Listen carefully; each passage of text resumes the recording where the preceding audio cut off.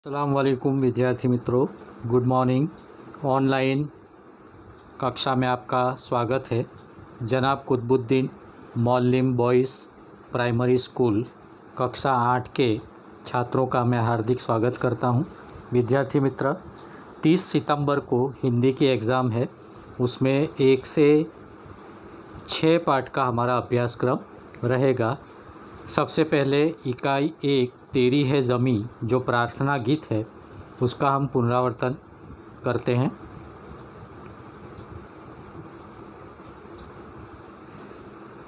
तेरी है ज़मीं प्रार्थना गीत। जब संकट से बचने का कोई उपाय हमारे पास नहीं रहता तब हमें ईश्वर की याद आ जाती है। यह स्वाभाविक है। यह सर्वशक्तिमान और दयालु है। ईश्वर सर्वशक्तिमान है, वह दयालु भी है। वह हमें मुसीबत से छुटकारा दिला सकता है। तेरी है ज़मीं प्रार्थना में ईश्वर के प्रति ऐसा ही विश्वास प्रकट हुआ है। कविता का सरल अर्थ देखें तो हे ईश्वर, यह सारी धरती तुम्हारी है, वह आकाश भी तुम्हारा है। तुम बड़े दयालु हो। हमारे अपराधों के लिए तुम हमें क्षमा करना। तुम सबके हो और सब तुम्हारे हैं। हे ईश्वर, तुम हमें क्षमा करना। हे दुनिया के मालिक, तुम्हारी इच्छा से ही इस दुनिया में हमारा जन्म हुआ है। तुम्हारी कृपा से ही हमें शरीर और प्राण मिले हैं। तुम हम पर अपनी दया दृष्टि बनाए रखना। हम किस हाल में हैं इसकी हमेशा खबर रखना। हे ईश्वर, तुम चाहो तो हमें जीवित रखो या मार डालो। आज हम सब तुम्हारे आगे सिर झुकाकर खड़े हैं। हम तुम्हारी शरण में हैं। हे सर्वशक्तिमान, तुम चाहो तो हम पर आई हर आफत दूर कर सकते हो। प्रश्न 1 का पुनरावर्तन करें। निम्नलिखित प्रत्येक प्रश्न के उत्तर के लिए विकल्प जो सही है उसको हमें ढूंढकर लिखना है। नंबर 1, हम दुनिया में खाली जगह की मर्ज़ी से आए हैं। किसकी मर्ज़ी से आए हैं? हम खुदा की या ईश्वर की या भगवान की मर्ज़ी से आए हैं। तो इसका सही उत्तर है खुदा। नंबर 2, हमें खुदा की खाली जगह से शरीर और प्राण मिले हैं। क्या मिले हैं? उसकी रहमत से। खुदा की रहमत से हमें शरीर और प्राण मिले हैं। नंबर 3, कवि चाहता है कि खुदा हम सब पर अपनी खाली जगह रखें। क्या रखें? नज़र। नंबर 4, खुदा चाहे तो हर खाली जगह को टाल सकता है। किसे टाल सकता है? आफत को टाल सकता है। आगे देखें। प्रश्न 2, कोष्ठक में से उचित शब्द चुनकर रिक्त स्थानों की पूर्ति कीजिए। नंबर 1, तू है बड़ा खाली जगह तू बख्शिश कर। खाली जगह का उत्तर है मेहरबान। हम किस हाल में हैं इसकी तुम खाली जगह रखना। खबर। तू चाहे तो खाली जगह रखे हमें। चौथी खाली जगह, तेरे आगे झुका के खाली जगह हम खड़े हैं। सर। प्रश्न 3, सही वाक्यांश चुनकर विधानों को पूर्ण कीजिए। नंबर 1, ईश्वर हमारे गुनाहों को माफ़ कर देता है क्योंकि वह बड़ा मेहरबान यानी कि दयालु है। आगे देखें। नंबर 2, हम ईश्वर के सामने सिर झुकाकर खड़े हैं क्योंकि वह सर्वशक्तिमान है। प्रश्न 4, निम्नलिखित प्रश्नों के उत्तर एक एक वाक्य में लिखिए। पहला सवाल, कवि ईश्वर से बख्शने के लिए क्यों कहते हैं? तो कवि ईश्वर से अपने गुनाहों को बख्शने के लिए अर्थात क्षमा करने के लिए कहते हैं। सवाल नंबर 2, ईश्वर से हमें क्या क्या मिला है? तो ईश्वर से हमें यह शरीर और ये प्राण मिले हैं। तीसरा सवाल, कवि ईश्वर के सामने कैसे खड़े हैं? कवि ईश्वर के सामने अपना सिर झुकाकर खड़े हैं। सवाल 4, ईश्वर हर आफत को क्यों टाल सकता है? इसका जवाब है ईश्वर हर आफत को टाल सकता है क्योंकि वह सबसे बड़ी ताकत वाला अथवा सर्वशक्तिमान है। प्रश्न 5, निम्नलिखित प्रश्नों के उत्तर 2-3 वाक्य में लिखिए। पहला सवाल है, कवि ने किसे मालिक कहा है? क्यों? इसका उत्तर है कवि ने ईश्वर को मालिक कहा है क्योंकि यह धरती और आकाश उसी की है। उसी ने यह सारी दुनिया बनाई है। सवाल 2, आप भगवान से क्या प्रार्थना करते हैं? इसका उत्तर है हम भगवान से यह प्रार्थना करते हैं कि वे लोगों पर अपनी कृपा दृष्टि बनाए रखें, लोग किस हालत में है इसकी वे हमेशा खबर लेते रहें। सवाल 3, भिन्न भिन्न यानी अलग अलग धर्म के लोग प्रार्थना करने के लिए कहाँ कहाँ जाते हैं? इसका उत्तर विद्यार्थी मित्र इस प्रकार है, प्रत्येक धर्म के लोग अपने अपने पूजा स्थानों में प्रार्थना करने के लिए जाते हैं। हिंदू मंदिर में, मुसलमान मस्जिद में, ईसाई चर्च में, सिख गुरुद्वारा में और पारसी अग्यारी में प्रार्थना करने के लिए जाते हैं। प्रश्न नंबर 6, निम्नलिखित प्रश्नों के उत्तर लिखिए। सवाल 1, आपके मत से सृष्टि में सर्वोपरि कौन है, क्यों? इसका उत्तर है मेरे मत से सृष्टि में ईश्वर ही सर्वोपरि है, क्योंकि वह सर्वशक्तिमान है। वह जिसे बचाना चाहे उसे कोई मार नहीं सकता और वह जिसे मारना चाहे उसे कोई बचा नहीं सकता। विद्यार्थी मित्र आगे देखें दूसरा सवाल, कवि ईश्वर से क्या चाहते हैं?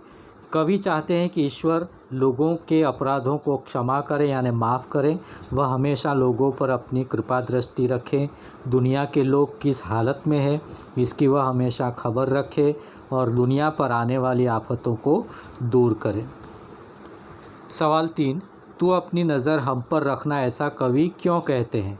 इसका उत्तर है ईश्वर की इच्छा से ही दुनिया में हमारा जन्म हुआ है, उसी की कृपा से हमें यह शरीर और ये प्राण मिले हैं। हमारा जीवन उसी के भरोसे है, क्योंकि वही हमारा रखवाला है। इसलिए कवि ईश्वर से हम पर अपनी नज़र रखने के लिए कहते हैं। सवाल 4, कवि किसे सबसे ताकत वाला मानते हैं, क्यों?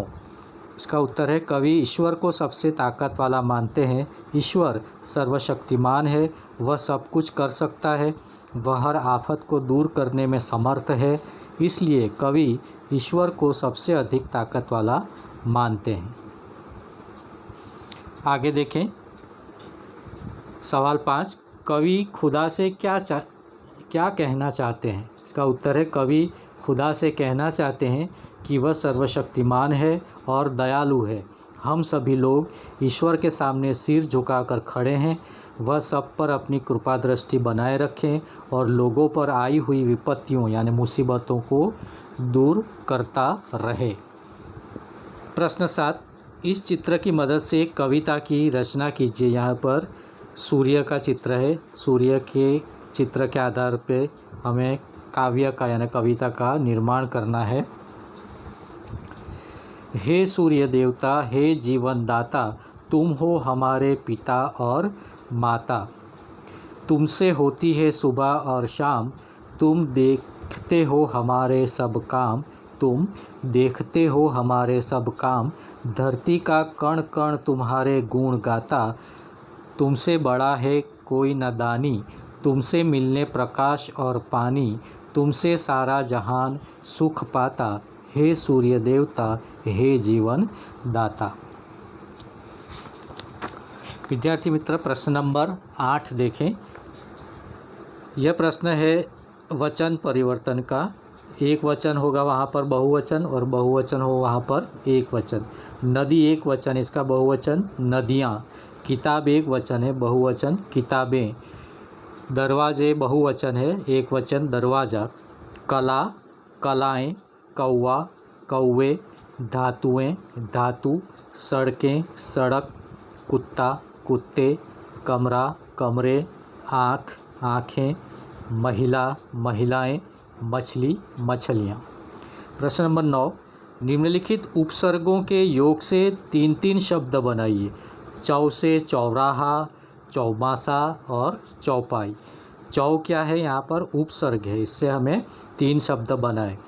उसी प्रकार बीन भी उपसर्ग है, ये बीन उपसर्ग से 3 शब्द। बीन बात, बीन ब्याहा, बीन कहे। पर उपसर्ग से परदेश, परलोक, परदादा। अन उपसर्ग से अधमरा, अधखिला और अधजला और अधखिला। प्रश्न 10, निम्नलिखित शब्दों के प्रयुक्त प्रत्यय पढ़िए। मनुष्यता मनुष्यवत्ता ता, धनवान धनवत्ता वान, रसोईया रसोई वत्ता या, इकहरा इक वत्ता हरा, धोखेबाज धोखा वत्ता बाज, बलवती बलवत्ता ई। तो यहाँ जो आखिर में है क्या है, प्रत्यय है।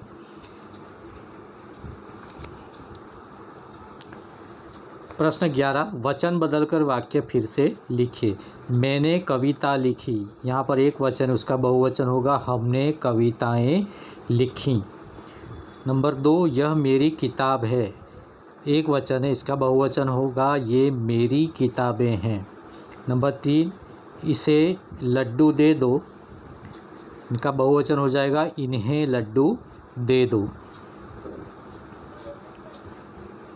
विद्यार्थी मित्र, यहाँ पर प्रवृत्ति भी दी गई है, ये भी आप देख सकते हो कि हिंदी भाषा के 2 प्रार्थना गीतों का संकलन किया गया है, वो भी आप पढ़ लेना। कल मैंने आपको इस काव्य की PDF दी थी और काव्य को याद करने के लिए भी कहा गया था, क्योंकि परीक्षा में काव्य पंक्तियाँ भी पूछी जा सकती है। तो आप इस काव्य को, तेरी है ज़मीं काव्य को याद कर लेना। आपको यह वीडियो अच्छा लगा हो तो इसे लाइक करना ना भूलें, चैनल को सब्सक्राइब करना ना भूलें। Thank you.